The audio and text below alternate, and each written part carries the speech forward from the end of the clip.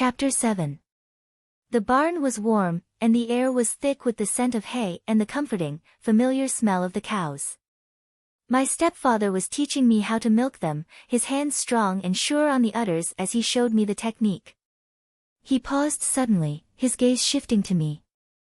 "You know, you ought to change into that denim skirt and crop top I bought you," he suggested, a teasing smile on his lips. "You'd look like a proper milkmaid." I felt my cheeks burn, but I couldn't help but grin at his words. "Won't the workers find it weird?" I asked, my voice a little shaky. "Nah, I pay them, they don't care," he replied with a shrug. "You're invincible, Jacqueline." Hearing him use that name, the feminine version of my own, sent a thrill through me. I felt a warmth spread through me, a joy that I hadn't known I could feel. I nodded, my decision made. I headed for the small bathroom in the barn, carrying the clothes he had bought me. As I changed, I admired the denim skirt, the feel of it smooth and comforting against my skin. The crop top was a pretty pink, the fabric soft and yielding, fitting snugly against my chest. With a deep breath, I stepped in front of the bathroom mirror, the sight that greeted me making my breath catch in my throat. I hardly recognized the girl staring back at me, her eyes wide and sparkling, a shy smile on her lips.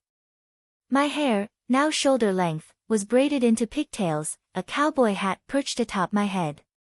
I felt pretty, feminine, in a way that I hadn't allowed myself to feel before. I couldn't help but giggle as I twirled, watching the skirt flare out. The image that reflected back at me was one of pure happiness, a feeling of rightness washing over me. Taking one last glance at my reflection, I steeled myself and stepped out of the bathroom. The barn was silent, my stepfather leaning against a post, his gaze focused on me. "How do I look?" I asked, my voice barely above a whisper. The anticipation was heavy in the air, my heart pounding in my chest. His eyes roved over me, a slow smile spreading across his face. "Wow," he murmured, his voice filled with admiration. "You don't look like a Jack anymore. More like Jacqueline." His words sent a thrill through me, a sense of rightness settling in my chest. I was Jacqueline, and I was beautiful. I was finally me. Basking in the warmth of his approval, I turned my attention to the cows. He went through the steps with me again, his hands guiding mine as we worked in unison to milk the cow. "Remember, gentle but firm," he reminded me, his voice steady. "Don't want to hurt the poor girl." I nodded, focusing on the feeling of the warm milk flowing through my fingers, the scent of the barn around me. "Like this?" I asked, attempting to mimic his movements. "That's it," he praised, a pleased grin on his face. "You're a natural, Jacqueline." We continued to work, him cracking jokes and making me laugh. He told me about the first time he'd milked a cow, how he'd been so scared he'd nearly fainted. It felt comfortable, like we'd been doing this together for years.